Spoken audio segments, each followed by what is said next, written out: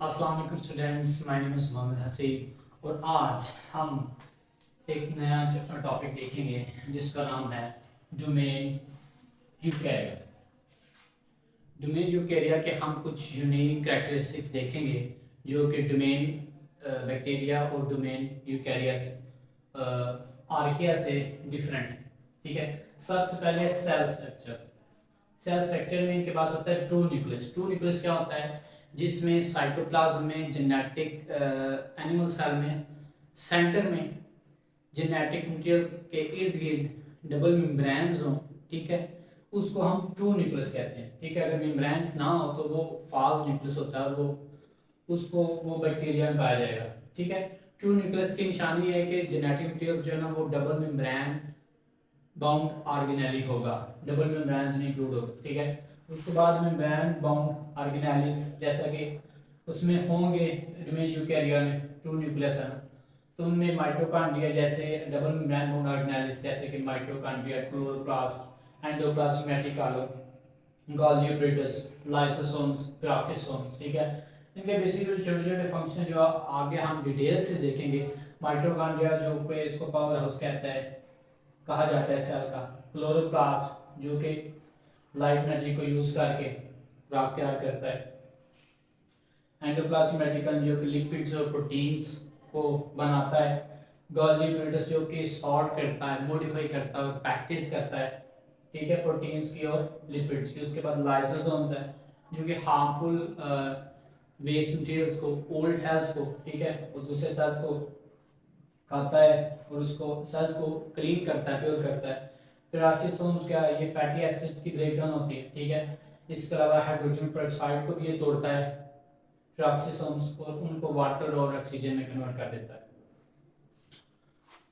Okay, उसके बाद cytoskeleton का स्ट्रक्चर भी इसमें पाया जाता है। साइटोस्केलेटन में माइक्रोट्यूब्यूल्स होती हैं, माइक्रोफिलामेंट्स होते हैं, इंटरमीडिएट फिलामेंट्स होते हैं जो कि सेल को सपोर्ट फ्राहम करते हैं। स्ट्रक्चर सपोर्ट, जैसे बिल्डिंग को पिलर्स सपोर्ट फ्राहम करते हैं ताकि बिल्डिंग का जो है स्टेबल रहे, बिल्कुल इसी तरह साइटोस्केलेटन का फंक्शन ही होता है कि सेल के स्ट्रक्चर को मेंटेन करता है। ठीक है, और इंट्रासेलुलर ट्रांसपोर्ट। ठीक है, सेल्स के अंदर जितनी भी ट्रांसपोर्ट है या स्पिंडल फाइबर्स बनने हैं या फाइबर्स को दूसरी पोज के पे लेके जाना है, ये सारे फंक्शन जो है ये साइटोस्केलेटन करता है। माइक्रोट्यूब्यूल्स होते हैं, ये ट्यूब्यूल्स ट्यूब की तरह की स्ट्रक्चर्स होते हैं। ठीक है, माइक्रोफिलामेंट्स ये लंबे होते हैं। ठीक है, माइक्रोफिलामेंट्स लंबे थ्रेड लाइक स्ट्रक्चर्स की तरह होते हैं। इंटरमीडिएट फिलामेंट्स होते हैं, ये भी इन दोनों के मिडल में आ जाते हैं। ठीक है, इसके बाद ये जो है ना ये ट्यूबुलिन प्रोटीन के बने होते हैं, ये एक्टिन प्रोटीन के बने होते हैं, और ये जो है ये बना होता है केराटिन प्रोटीन के। उसके बाद दूसरा है जेनेटिक मटेरियल। डीएनए में बेसिकली यहाँ पे जो है ना उसके पास मल्टीपल लीनियर क्रोमोसोम्स होते हैं, लीनियर। ठीक है, बैक्टीरिया सेल में क्या होता है? इस तरह के क्रोमोसोम्स होते हैं। ठीक है, इस तरह के सर्कुलर, लेकिन बैक्टीरिया में लीनियर होते हैं, इस तरह इस तरह इस तरह।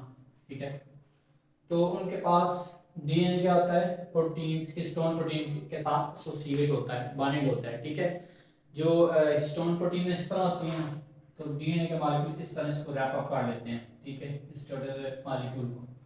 तो ये क्या करता है? ऑर्गेनाइजेशन और रेगुलेशन करता है जेनेटिक मटेरियल की। ठीक है, जैसे हम डोर की एक कोई धागा होता है, धागे को हम इस तरह बांधते हैं ना, जब हम पतंग उड़ाते हैं तो बांध के हम उसको आप नॉट लगा देते हैं। इससे क्या होता है? वो एक ऑर्गेनाइज होता है और कम जगह में हम उसको रख देते हैं। ठीक है, ये पतंग वाली डोर की मैं बात कर रहा हूँ। बिल्कुल इसी तरह जो है ना डीएनए को रैपअप करके उसको उसके साथ जुड़ के तो उसके ऑर्गेनाइज कर देता है। ठीक है, और जेनेटिक मटेरियल्स की रेगुलेशन करता है। ठीक है, अगर हिस्टोन प्रोटीन ना हो तो इतना ज़्यादा मकदार में जो जेनेटिक मटेरियल है वो कभी भी सेल के अंदर फिट नहीं होगा। उसके बाद तीसरा है कि रिप्रोडक्शन। ये सेक्सुअली रिप्रोड्यूस करते हैं मियोसिस के जरिए और फर्टिलाइजेशन के जरिए। मियोसिस में आपको पता ही है कि पेरेंट सेल दो डॉटर सेल्स में डिवाइड हो जाता है, लेकिन उसका क्रोमोसोम्स की मिकदार, जेनेटिक मटेरियल्स की मिकदार हाफ हो जाती है। ठीक है, और इसमें म्यूटेशंस आती हैं। ठीक है, और फर्टिलाइजेशन को तो पता है कि मेल स्पर्म और फीमेल एग की मिलने को हम फर्टिलाइजेशन कहते हैं। इसके बाद है कि ए सेक्सुअली प्रोड्यूस करता है माइटोसिस के जरिए, बाइनरी फिशन मल्टीप्लिकेशन ये वाले प्रोसेस यहाँ पे नहीं होते, यहाँ पे सिर्फ माइटोसिस का प्रोसेस होता है। माइटोसिस मतलब कि एक सेल्स का दो सेल्स में डिवाइड हो जाना, जिसमें ऑर्गेनिज्म जो है वो पेरेंट सेल से बिल्कुल आइडेंटिकली होते हैं जेनेटिकली, ठीक है। चौथा है कम्प्लेक्स सेलुलर ऑर्गेनाइजेशन।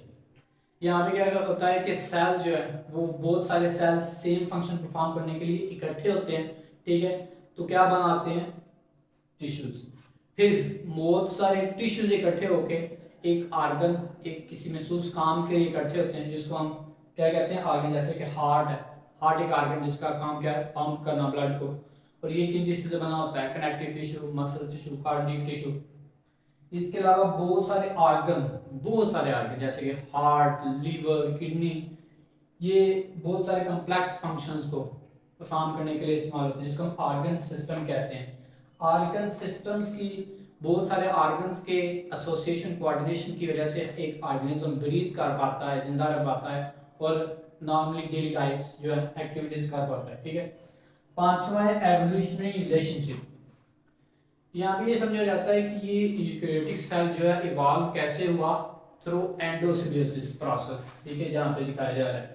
एंडोसिम्बियोसिस में क्या हुआ कि एक एनएरोबिक जो कि ऑक्सीजन को इस्तेमाल नहीं करता, एनएरोबिक बैक्टीरिया ने क्या किया, होस्ट बैक्टीरिया जो कि इसकी बात कर रहे हैं, इसने क्या किया, माइटोकॉन्ड्रिया। माइटोकॉन्ड्रिया ये भी एक बैक्टीरिया ही था, aerobic bacteria.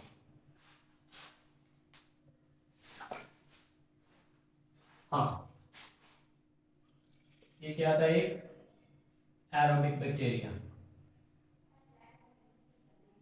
Aerobic bacteria,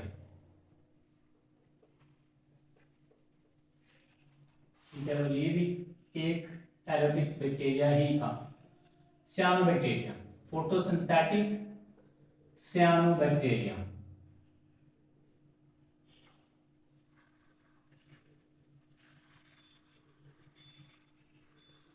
bacteria, इसने होस्ट सेल में जो कि एनारोबिक बैक्टीरिया था, इसने इसको इंगल्फ किया, ठीक है, एरोबिक बैक्टीरिया को। ये इसके अंदर आया, लेकिन पहले तो इंडिपेंडेंट था, ठीक है, इसके पास भी एक अपना डीएनए था, सर्कुलर डीएनए। इसके अंदर आया, इसने क्या किया, खुराक बनानी शुरू कर दी, इसको खुराक बना के देना शुरू कर दी। इसके बाद न्यूट्रिएंट्स के लिए इसने इस पे डिपेंड करना शुरू कर दिया, ठीक है। तो ये इस पे डिपेंडेंट हो गया, इसने भी इसको डाइजेस्ट नहीं किया, इसको अपने अंदर काम करने दिया। तो बाद में इस बैक्टीरिया को क्या नाम दिया गया, माइटोकॉन्ड्रिया।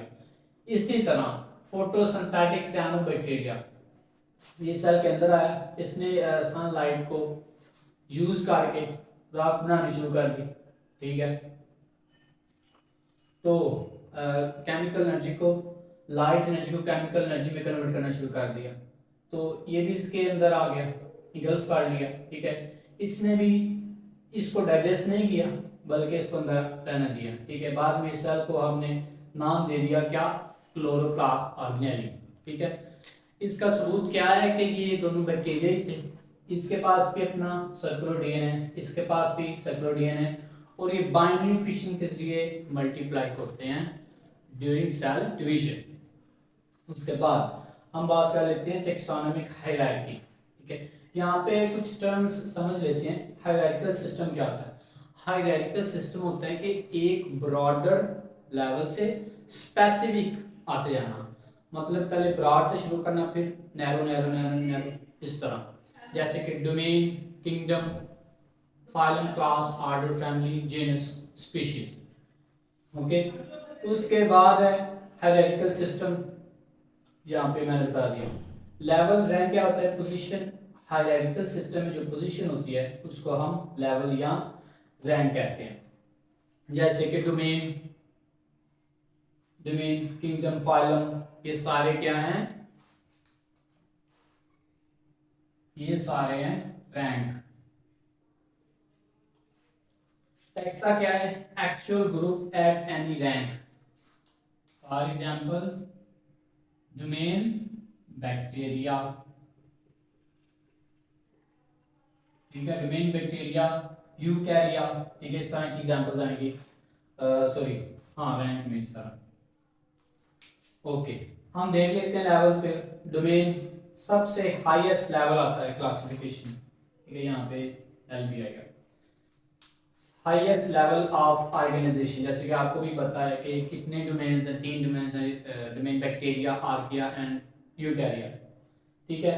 उसके बाद दूसरा किंगडम आता है, दूसरा जो लेवल है या रैंक है वो है किंगडम, जो कि डोमेन को मजीद क्लासीफाई किया है तो किंगडम आ गया। किंगडम्स में वो क्या करते हैं, shares fundamental characteristics of organisms, ठीक है। यूकैरिया में, यूकैरिया डिमोन में 4 किंगडम्स हैं, जैसे कि प्लांटी, एनामेलिया, फंजाई, प्रोटिस्टा। इसमें प्लांट्स आ जाएंगे, नो सॉरी, इसमें एनिमल्स आ जाएंगे, इसमें प्लांट्स आ जाएंगे, इसमें फंजाई, इसमें प्रोटिस्टा आ जाएंगे। तीसरा लेवल है उसके बाद फाइलम, जो कि किंगडम को मजीद क्लासीफाई किया है, किंगडम में जो ऑर्गेनिज्म को मजीद कैटेगराइज करके बनाया गया है, ठीक है।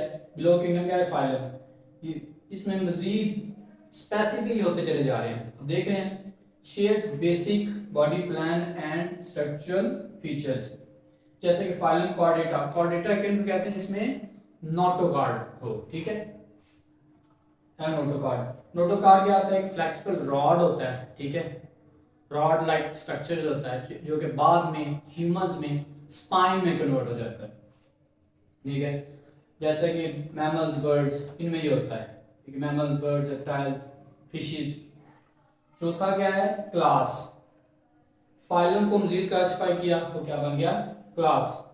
उन्होंने ऑर्गेनिजम्स को मजीद क्लासिफाई किया तो क्या हुआ, divides on more common specific, more common specific traits, ठीक है।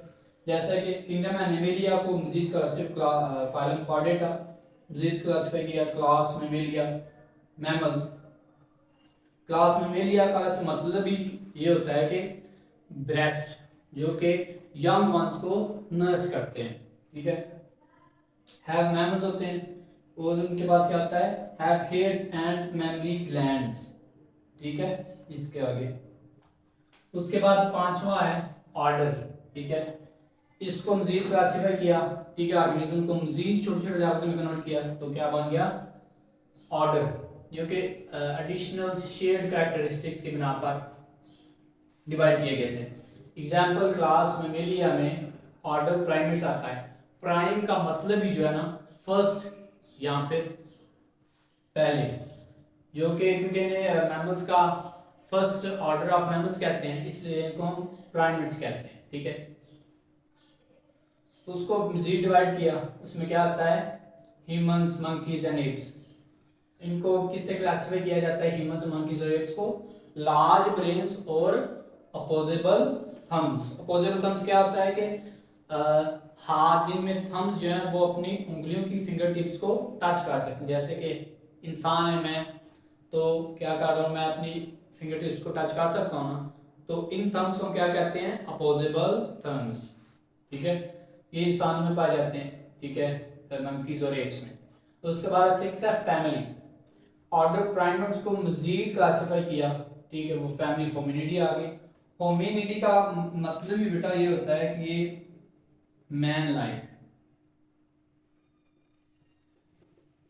ह्यूमन, ठीक है। उसमें क्या आ गए, ग्रेट एप्स और ह्यूमंस आ गए, ठीक है। और उसके बाद फैमिली में भी होमिनिड को मजीद क्लासिफाई किया तो क्या आ गई, जेनस। जेनस क्या है, closely related and visually similar, मजीद क्लोजली, ठीक है। हमने हायरार्किकल सिस्टम का कांसेप्ट पढ़ लिया ना, ब्रॉडर टू स्पेसिफिक आते जा रहे हैं इस तरह पैटर्न की शेप है, ये ब्रॉडर है, हम जो है ना स्पेसिफिक नीचे आते जा रहे हैं इस तरह।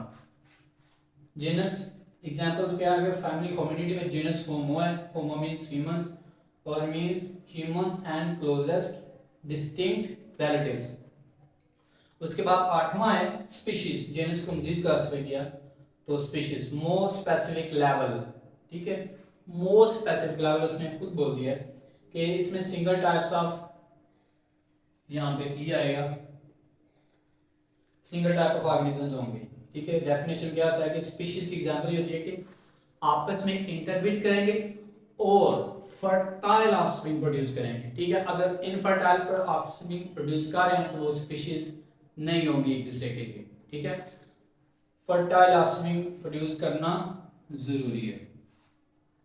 ठीक है, जैसे कि जेनस, यहाँ पे भी यू आएगा, जेनस होमो की स्पीशीज क्या है, होमो सेपियंस। ठीक है, यहाँ पे एच बड़ा लिखना है। ठीक है, जेनस में बाकी 3 छोटे, फिर स्पीशीज की बारी आएगी उसमें सारे छोटे लिखने हैं। ठीक है, ये सिर्फ कैपिटल आएगा, ये कैपिटल,